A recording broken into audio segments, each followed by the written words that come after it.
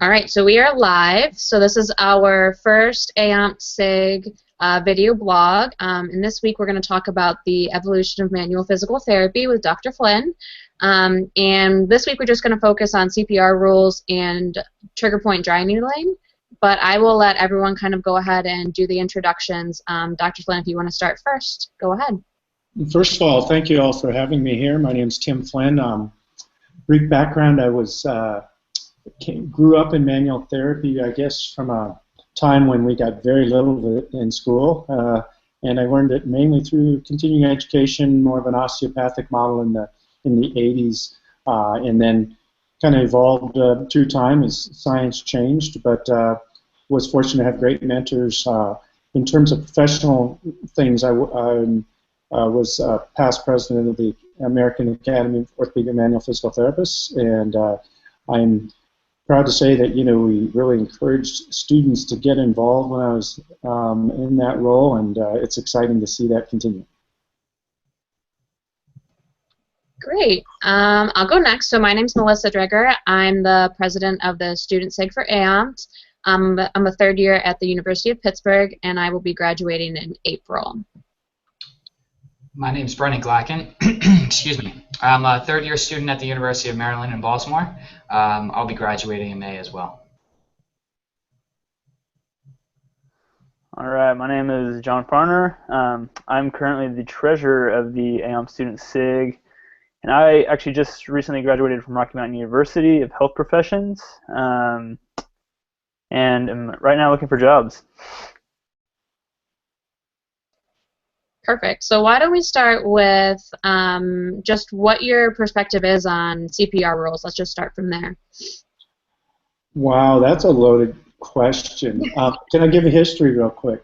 You know, because I think that comes up a lot as something that really we did quite a long time ago now. It was if you look at what happened in the 90s, there was the ACPAR guidelines when the first guidelines came out, and one of the few things that said that there was any evidence for really was spinal manipulation. It really kind of got rid of a lot of the other things, said there's no evidence for this, that, and the other, and pharmaceutical to surgery to a lot of the things physical therapists did. Having said that, there was a lot of anecdotal and clinical experience showed that in certain patients, spinal manipulation is extremely effective. And just historically, why would a profession that focused on, that's all they did historically, such as chiropractic, though they would call them adjustments, it stood the test of time, and whatever you say, people continue to seek out that care. So with that historical context, you know, I come out of graduate school and say, well, there's no evidence for what's going on, and there's this big push for evidence-based practice. So fortunately, through some colleagues at the University of Pittsburgh, we we were able to just do this project basically that said, well, why don't we try to look at it? We know that spinal manipulation is effective in some people, but not everybody. So why don't we just manipulate all people with low back pain and try to see if there's features that may make them more likely to respond favorably. So in other words, look at response to treatment as the determining factor. And if you respond very favorably, what makes you different than those people that don't respond?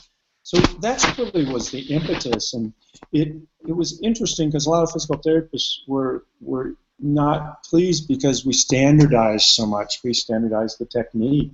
We standardized the examination process, and we standardized the exercise protocol afterwards. And way too much, I believe, emphasis kind of got placed on that it took out the clinical decision-making of the therapist. And really, it was a first attempt to really try to, others had done it, let me put it that way, in other areas of practice, but really it's the first attempt to really kind of define what might be good responders to manipulation on a really refined subgroup already of people with low back pain. So that's really what the impetus was, and even to date, that you now see that there's certain people that do respond more favorably to low back with low back pain to spine manipulation. And often we now have learned more. The CPR has evolved, and we know that patient expectations of what they like will influence how patients respond. But I guess looking back, now 15 years ago, I guess it kind of got the conversation going. And again, at the time, and you guys don't realize this, at the time, very few physical therapists were doing spinal manipulation, even though the guidelines said that there was at least some evidence for it. So probably a secondary part of why we did that was to really encourage people that, hey, this is an effective treatment in certain patients, so at a minimum, you should try it for these folks. So how do you respond when people kind of say, that this was standardized, kind of like you said before, and they're focusing on this is the only way to do it, and, it's ruining physical therapy, creativity and all that kind of stuff. How do you respond as a clinician, or, whenever you hear that kind of discussion come up as from students' points of view as well, how do you respond, and what are your thoughts on that? Yeah, I mean, when I'm in a sarcastic mood, I'll say, yeah, it's a standardized treatment, and it's fairly easy to learn. Oh, and by the way, it's effective. But then when I'm not feeling sarcastic, I get where people that don't, if they look at it in isolation, they say, well, that's all that's being done. And frankly, I'm surprised more people haven't gravitated to the fact that actually, even if you follow this kind of model of using patient features to determine, say, that one SI or lumbopelvic manipulation, even if you follow that, it wasn't just manipulation. It was a very detailed history, physical examination, manipulation, and a standard exercise protocol. And all the reasoning that went into the point when you got there. Because even looking back, a bunch of patients were screened out because they were over 60. They had other features that would make them cautionary or red flags that would not make them appropriate for manipulation. They had features that maybe were suggestive of that they needed referral, needed imaging, etc. So there's all this decision-making going on that, frankly, is way more important than the decision whether or not to use a manipulation or a mobilization at L5 or L3. And people, I think we have to step back and understand why people think that way. Because manipulation came out of a history, more modern manipulation of bone setters, and whereby that was clearly, that was the only tool in the toolbox. And as it continued to evolve, that's all that mattered. Each spinal segment, and as chiropractic developed, each segment had some role in the big picture of life, so to speak. Where we now, more modern manual therapy, understand that probably much of manipulation is not really a joint technique, though we often still call it joint manipulation. It's a manipulation of soft tissues, nervous tissues, and other things. So that's a long-winded answer to say, probably you're not going to change your opinion. And I've realized that evidence doesn't change people's opinions. Data often doesn't change their opinions. And I've come to believe that ultimately, one of the things we're not talking about is how our interaction with patients, whether I use manipulation, exercise, or whatever, is far more important often than the actual technique that the therapist uses.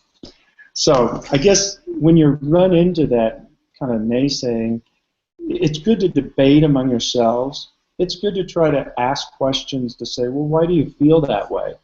And why do you, believe that to be true? To kind of get at the heart of why people are thinking that way, versus the common debate that we see is, I'm right, you're wrong, and it's really nobody actually learns anything along the way. Because maybe there's good reason they may have been harmed or felt irritated when they learned it, perhaps. Maybe they had a bad experience with manipulation. Therefore, everybody will have a bad experience if that was their experience. So anyway, that's just a couple thoughts on that.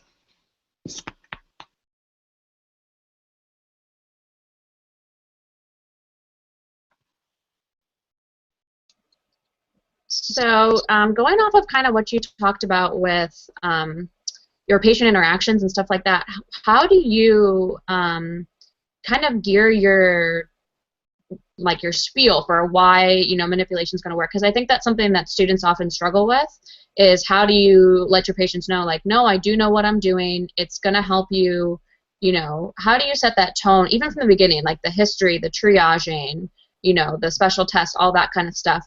How do you kind of set the mood ahead of time for them? I think I'll defer to my oldest son, who didn't coin this at all, but he still uses it now as a coffee entrepreneur in Paris. He says, fake it till you make it. And what he means by that, and again, there are times I am not confident with what's going on with patients, but patients never know that. And that's not to be confused with being arrogant or not going to back and checking and reflecting and saying, am I doing the right thing? But in that moment of interaction, you must exude a sense of confidence that you're in control. Now, that doesn't mean you're not totally engaged with what they're saying, but that you have this calm demeanor about you. And frankly, that skill can be learned. That's a learned behavior. It can be done by videotape, watching yourself. It can be done by this, as we're looking at each other and saying, okay, you have 30 seconds to explain why you're going to do that to me. And I think the key is to always get those simple transition statements. Like, the good news is that this is a very easy problem to treat. What I'd like to begin with is just moving your spine around with a little manipulation here, where we're going to move your muscles and joints about, and then get on to the bigger issue of really trying to teach you how to prevent this from happening again. I think when the challenge students have is they don't understand that there's three languages. There's the language of student and professional learning interaction. There's the language of calling up a medical colleague, whether it be a physician, radiologist. I speak differently than the surgeon, than the primary care doc. So we got student language of our lingo and jargon hanging out in PT school. We got the language we use with other healthcare providers that don't know all the secret handshakes that we learned in PT school. And then you got the patient language. And frankly, stop using bad language with patients. Things like, your disc screwed up, or your joints not working, or even in the pain sciences, which I use a lot of, you can scare people with pain sciences when you say, that, your brain's messed up if you use the wrong language. Yes, all pain is experienced there, but you've got to be careful at how you use that language. So I think understanding that from the get-go, and it's hard because in learning environments, as a clinical instructor, I often give the eye raise, but I tell my interns, residents, fellows that, be tuned into me if I say, don't go down that path. Don't, that means, hey, don't start asking the question about, well, do you think it's more this tissue or that tissue or this or that? Because I don't want to heighten, especially I see a lot of persistent pain, I don't want to heighten that experience. So sometimes it would be a great learning opportunity to kind of go into our lingo and all that language, but that needs to be done behind closed doors and not in front of the patient, because often that language is very scary, because those are words that harm, words that we haven't heard before. So that was a long-winded answer to say, in summary, we practice all this manipulation stuff, which you guys get easily. That's why I say teaching students to do manipulation is quite easy, because you haven't been contaminated by some of the ways that we learned it very, very mechanically. But that same passion to learn this fun manual stuff needs to be focused on the language ideas of what we're learning, and practicing with each other on how we talk to patients, and being very efficient because I'll end with this short story of one of my mentors, Phil Greenman, who, this was when I was young. I was a few years out of PT school and went there for my master's at Michigan State, and he was a well-renowned osteopathic physician, but was only doing manual medicine types of work. And I was fortunate enough to teach with them and get some great early experiences, but I also then spent about 6 months in his clinic every week. And I thought I was going to learn these really fancy manipulations and these ones that we weren't learning in the classes, and that somehow I was going to become this expert by just learning another handhold. And what I quickly realized, literally in the first day, was when he sat down with patients, I was like, I want him to be my doc. He immediately connected with people. He immediately put patients at ease, and he was extremely confident with what he did. He didn't do anything different than I had in my hands. Was he a little more skilled with his hands? Absolutely. He had the 10,000-hour rule. He had a lot more reps. But what he was actually doing was not that different. And I think that's where people want to be experts quickly, and expertise happens with lots of the practice of the manual aspects, but lots of practice with patient encounters and using language with patients and practicing that with your colleagues. Using scripts that you can have 3 to 5 sentences, little spiels that you say to your patient. Dr. Flynn, you brought up patient language. I think that's very important topic that I feel like a lot of people forget, especially students like myself coming out, running into clinic, you're trying to remember all these things at once, and sometimes you forget the impression you're giving off with the things you're saying. And you talked about how you can practice with, like colleagues maybe at your respective university. But let's say somebody didn't really have that mentor that you had, and they went into clinic and they don't know how to speak to patients, or maybe they're looking for another resource. What would you recommend that they do? So if I understand the question correctly, how do you kind of get that behavior modeled? Is that, Correct. good? Correct. Yeah. I think that's a great question, and a lot of therapists that may not be up on evidence, may not be up on this and that, they connect with their patients. They just are good connectors, and that, you learn what different people have different abilities to offer you a learning opportunity. And so what I often see is because they may not know this or that or be up to date, or may even be doing what would be considered inappropriate care, but their patients are actually doing okay, maybe even doing better. And what you realize, okay, the biobehavioral aspects, or the behavioral aspects of what we do, are huge. And so, understanding that and stepping back and being willing to learn when not everything is, modeled exactly the way you'd like to see it. The second thing is, there's just so much more information. I mean, I'm with a company called Evidence in Motion, and what we've done is, there's actually a program on, we call it, culture of care, and creating ways to learn how to be better at exuding this caring element.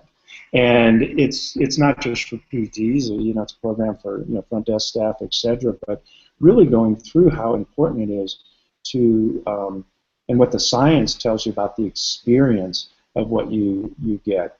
Other good ways to do it is just read read good books. I don't know if you guys read Being Mortal by Atul Gawande, just came out last year. And Gawande, I definitely, any of his TED Talks are just, home runs. And because you realize it's the humanism, or the human aspects of what we bring.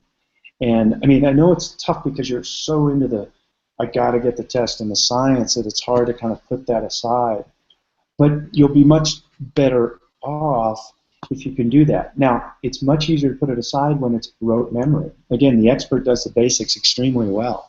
They don't have to think about how to do a reflex because they've done it so much. So instead of thinking about that, they're doing it while they're talking to the patient. So and they're clearly picking up the results of this.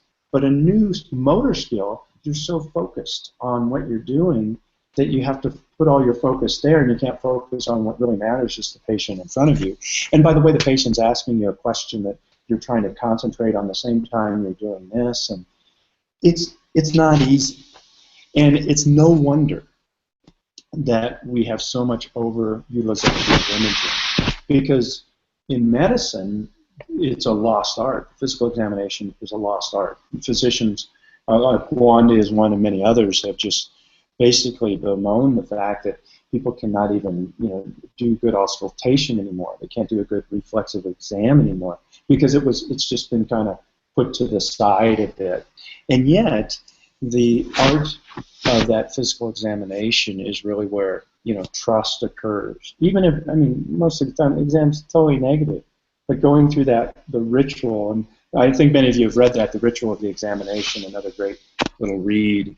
That being able to do a ritual requires a lot of reps.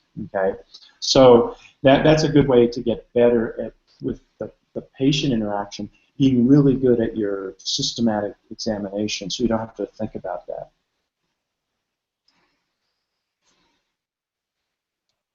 Now, speaking of just our, psychosocial interaction and everything, do you think that has a large part of why trigger point dry needling can work so well? Other than the science behind it, but just that we're putting our hands on these sore tissues and kind of, letting the system calm down, nervous system. Do you think that has a major reason of why it works so well sometimes? Oh, absolutely. Any hands-on therapy, there's a huge ability to dial up the placebo effect. And I don't see placebo as a negative word whatsoever. I dial up the placebo every day in clinic. That's what that's our role, is to increase the expectation of benefit for the patient, and then deliver on it. So I think that when it comes to trigger point dry needling, there's actually a large body of literature that suggests that, a lot of people say, oh, these don't exist. There's actually enough to say there is indeed something that happens within these tender areas that is different.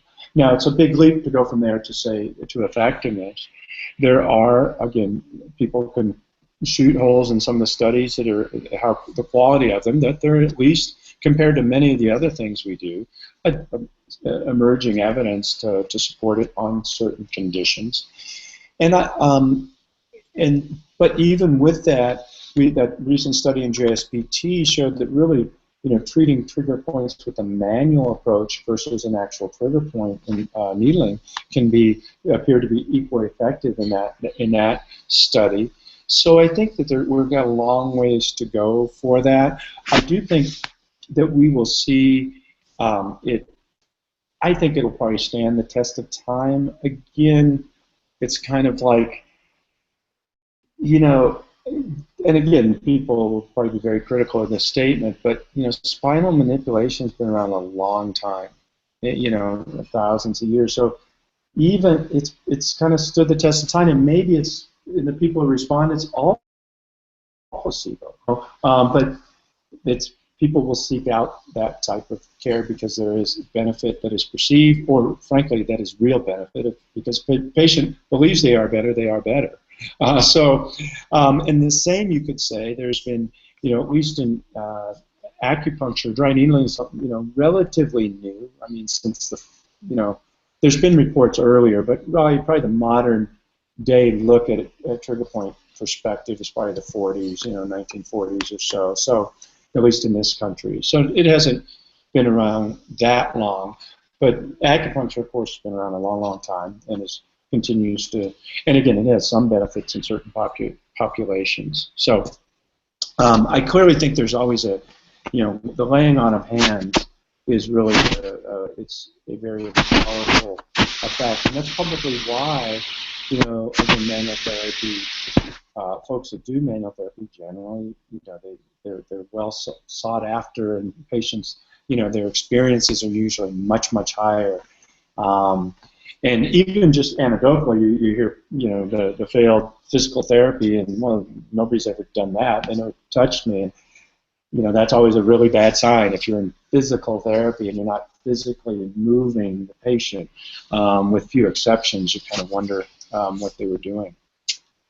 I would like to comment on the future, or not the future, but just one more comment on dry needling. On that currently, I mean, there's some trials going on right now, and we'll see. I mean, we'll see in various conditions, some lower extremity conditions. We'll see how those pan out. And they're in a couple of the trials that I'm aware of, they're using a placebo needle, so it will be compared to a placebo technique, so we can see if there's any at least benefit above that of a placebo needle. Yeah, I had a question, Dr. Flynn. On this kind of straying away from trigger point dry needling. We talk a lot about, for I think for students, how it's very, at least, definitely from when I started my clinicals, I remember it was so hard to be confident because I had so many things I was thinking about. And there's times where you get caught up and you're like, I have no idea what is going on.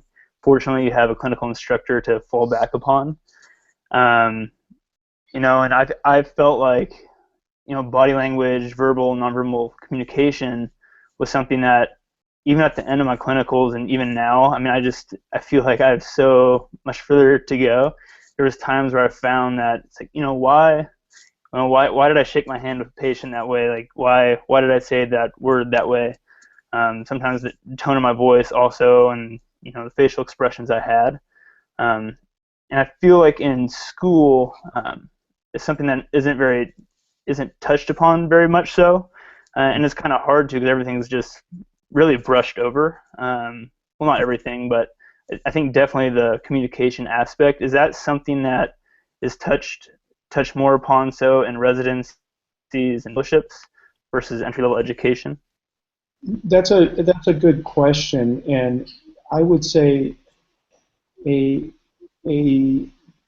guarded yes, but because part of it is, again, there's lots of things that you're learning at the same time. So even though there might be, there's avenues and there's feedback, it's just, there's so much going on that the expectation, what you're perceiving is happening, may be not correct. And I'd like to, or it may be correct, but what I'd like to suggest is this. Expertise in communication is a 10,000-hour rule as well. I mean, there's no shortcut to being very good at patient communication. Some of us are natural connectors. We just naturally connect with people. So we are at an advantage if you're a person like that. You immediately put people at ease. Other folks have to really work on that skill. But the second thing I would say, you can't be so hard on yourself because often patients, what you are perceiving, they don't get.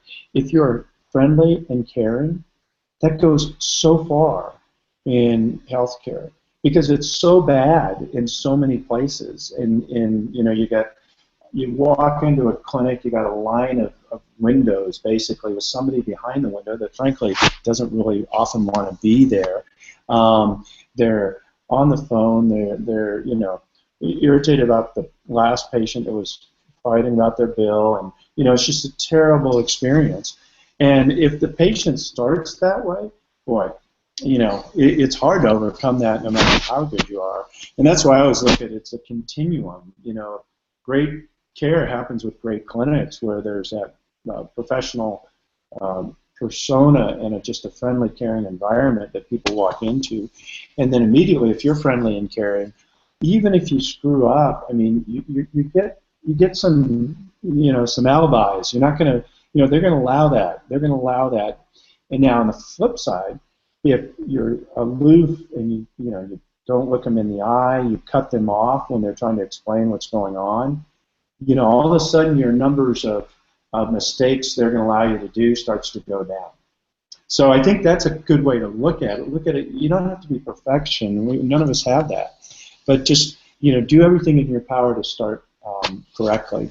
And I diverted a little bit from your question, but anytime you have mentoring and more opportunity to learn and get some ongoing structured communication, it's going to help you. But what's fascinating is, again, as you go through residency and fellowship training, something like a manipulation, the manipulation one learns in entry level versus the one learns as a fellow is really no different, except for the nuances. I mean, you do subtle things that make it easier on you and the patient. But there's only so many ways to move people, right? I mean, there's all these little tricks people can learn, but it's the secret of expertise isn't necessarily in the tricks. It's really in that clinical decision making and the whole ability to manage someone confidently through a course of care, and frankly, manage them for life as their physical therapist for life.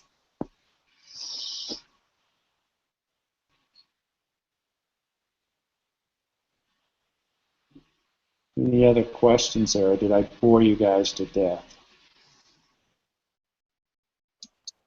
No, so I have 2 questions from other people from our AAOMPT that I thought I would just mention really at the same time. Yeah. The first one is, what is the most meaningful indicator when deciding whether to mobilize or manipulate a patient again at the next visit or a visit later in the plan of care? So her examples were change in standardized outcome measures, change in test clusters, patient report. And I think that can go into also kind of what we're talking about too, is the patient interaction and all of that. Correct. Excellent question, and it's very hard to answer in one. There's not a standard way, because let's go for 2 extremes. You got someone with relatively short duration low back pain. They come in and they say, "Wow, I'm a lot better. My likelihood is great. Let's do the same thing. Let's progress on your exercise." Okay, pretty easy call. And they didn't fill out a functional outcome form. They came in there. It's only a week later, 2 days, a week later, whatever. Said, "Well, I'm doing a lot better. A lot easier sitting, a lot easier walking," whatever their comparable sign might have been. Now let's go to the other extreme, and you're working with persistent pain. And this patient may not be have a hypersensitivity. In fact, if they're having certain features, I wouldn't do a lot of hands-on therapy early on. And whether they have hypersensitivity, widespread, etc., that may very well be hands-on care, very well may be threatening to them and actually dial up their nervous system. So that wouldn't be the approach. Having said that, I see a lot of chronic, long-standing low back pain that have lots of movement impairments that seem to be contributing to their problem. Nonetheless, they're not going to get better like this. They're going to get better like this, right? It's going to be a up and down kind of pathway. And so if you don't have that conversation and those people that have had problems for a while on the very first day to say, you know what, we're going to have some good days and bad days as we go forward here, but the good days are going to start getting more and the bad days less, and the trend line is going to go down. Let's not overemphasize the good days or overemphasize the bad days.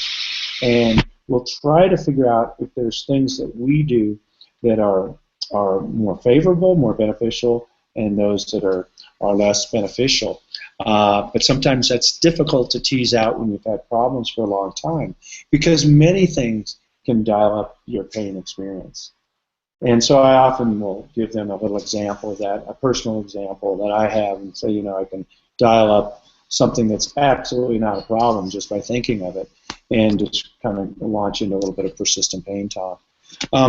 So back to that question, I think the key is that you make sure the patient could be worse when they came back in, but they may have had a great 3 days after they saw you. But now they're flared up. Now, if they had a miserable 3 days after they saw you, then I'm saying something in that encounter they didn't like. And let's look at that, whether it was exercise, manipulation, whether it was too much hands-on, whether it was I created anxiety and fear by some of the things I was telling them, or when the CI was telling me while I was treating them. So I think that's why it's a hard question to answer because it really depends on kind of categorizing or classifying your patient as you go through that. And that I definitely agree. I find that, you know, after I've been in my full-time 6-month clinical, I've changed kind of how I'm thinking. Like before, it was mostly like, well, if they don't do this, then they're this, and if they don't do this, then they're this. And I've sort of kind of realized now that it's more of like, you know, this curvy type of, you know, ups and downs, and there's things that can change. And you know, maybe they're worse now, but if they had a really great 3 days and that's still a success, we just need to change a couple of things. So I think that's something that's really hard for first year, or, you know, first, second year, even third year students to kind of accept when they're, you know, in their clinicals and trying to figure out, you know, what exactly they're supposed to be doing in the first place, and then also help their patients at the same time. And let me ask you, but the second, so when you have a patient that comes in and they're flared up, is your first reaction to be, oh, what did I do as a student? So in the beginning, yes, absolutely. And then after a while, it's kind of like, well, what did you do that day? And you know, most of the time it's, well, I actually went for a 3-mile walk uphill in the mountains, or something like that. Or it could be other things too, like, you know, a lot of my stabilization patients, you know, they expect to be better the next day, and it's that conversation of, well, you know, it's going to take a little while. You know, you're not going to regain all this motor control right away. You know, you might feel some improvements, but it's going to take some time. That's kind of how I've changed things as I go along. So what I heard was very key. You manage expectations, and that starts day one. When you see that, if you think it's, you know, they've had this problem for a while, you need to set it up right from the get-go to say, here's the natural course. This isn't going to be fixed today, not even next week. Are you in it for the long haul? Here's what we need to do. There's good science. We can get this together. We can work through this. There'll be some good days and bad days, but are you ready to commit to this? And so as soon as they come in that bad day, well, just like we talked to on the first day, you know, there's going to be good days and bad days.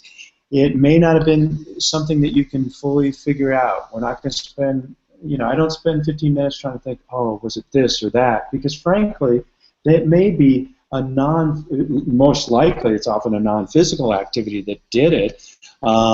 It's often, so it may have been they had more time and they weren't that busy, and their brain was a little active and they had more time to think about it. So that's the dance that you play, but it starts day one, as you said, managing expectations and laying out what you believe are appropriate expectations initially.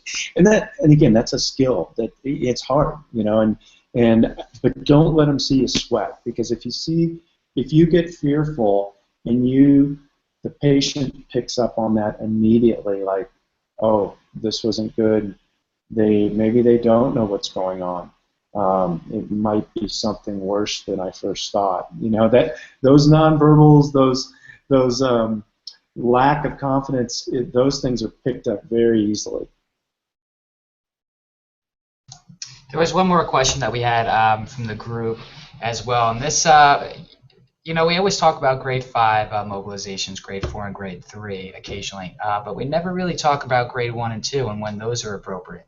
Is there ever a time that you feel like you would prefer grade 1 or 2 over the 3 and 4, and if so, what kind of situations would those be in?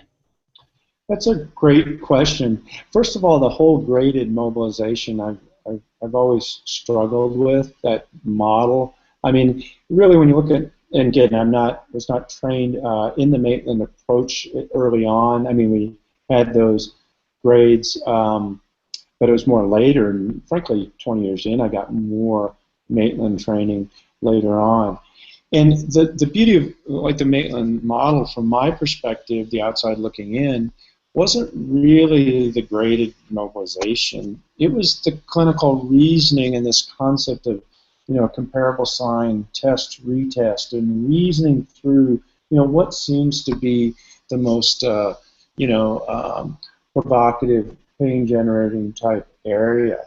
And now, as we've learned more about the neuroscience of pain, and we realize that, we have to now overlay that onto it, and that maybe these things we were doing, some was placebo, some may have been effective, but we spent a lot of time arguing about whether, which grade is better than what and for whom. And to me, I think that probably a better way to look at it, from my opinion, it's just my opinion, it's just how much vigor should I do with my procedure? Whether it be weights, and I'm doing a number of repetitions, the load, the reps, etc., whether it be a manual approach, how vigorous will I be there? I find often if the patient is what I would call non-irritable, or they're very, they're really more, seem to be restricted in movement and sore perhaps or achy, but not that highly irritable, pain-dominant patient. I tend to use more vigor, and I tend to do manipulation a lot, grade 5 if you want to use that term, and then follow with more mobilization types of movements. So a little quick impulse and then mobilize it a bit, and then get up and exercise, give it a quick impulse, mobilize it, exercise it, and not make it like this little very scripted format. And that's just my opinion. That's just because I'm really into the function of the patient from the get-go. So, it's, try to do some things and quickly get up and, oh yeah, that was painful before, let's retest that. And now let's put that to use. Less painful, okay, let's do some squats here. Show me how you're doing it. And now let's do it again. Oh, you're starting to lose your form. Okay, I see why. It's up in your mid-back. Come on, back on the table. Let's do some things. So I think probably why when I look at a patient, I don't see a patient with back pain. I see a patient with a musculoskeletal problem, and that means treat the musculoskeletal system. And that means head to toe. And that's not chiropractic by any means. That was very much, if you look at the osteopathic model, they really, I believe, was what they brought to the table was the idea of look at the musculoskeletal system. We have all these people that are looking at, cardiovascular system, the neurological system. And what about the musculoskeletal system? I mean, and why do we not treat the system? So I guess I would encourage you to, don't get too hung up on the one area.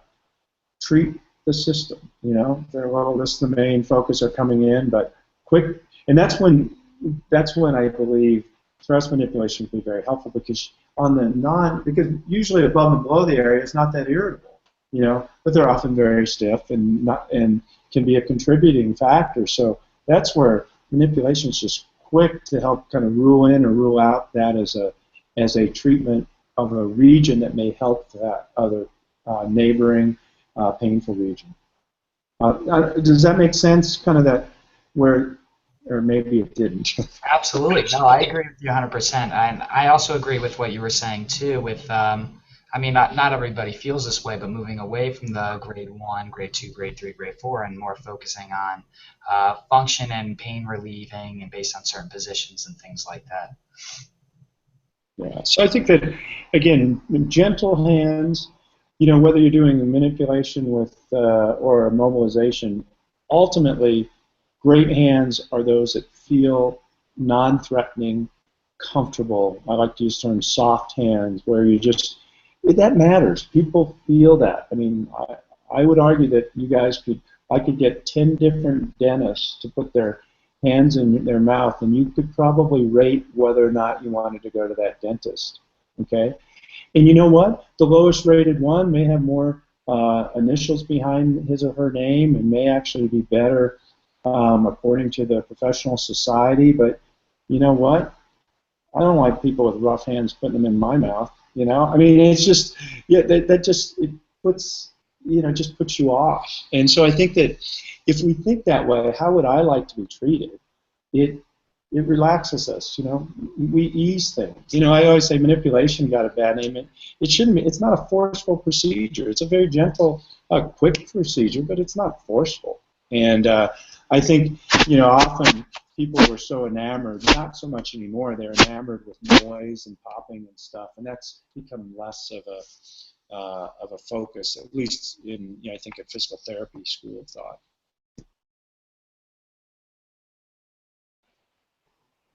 All right. Well, unless you guys have other questions or any other comments, we'll wrap it up here. I just wanted to thank you again so much for doing this for the SIG. We really appreciate all of your, comments and suggestions and everything, because, any extra information for us is really, really appreciative always.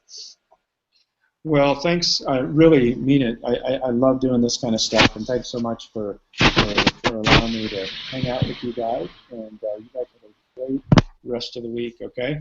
All right, perfect. Thank you. Have a good night, everyone. Stopping in. Thank you. Take care, Dr. Flynn. Bye.